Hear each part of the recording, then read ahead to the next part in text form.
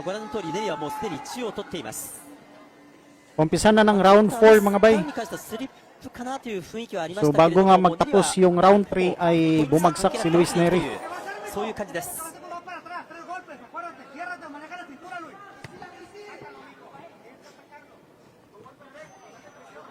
詰めていくネリ。ネリのプレッシャーのかけ方は昴生さんどう見てますか？そうですね、基本的に今はもうこのカシメロのパンチも慣れてきてますし、Ala, bumagsak muli si Luis Neri mga bay. Heto na nga. Parang hindi na to tatayo mga bay. Parang hindi na tatayo si Luis Neri. At ayan nga mga bay, tapos ang laban. Surrender na ang Mexicano at panalo nga rito mga bay si Cuadro Alas.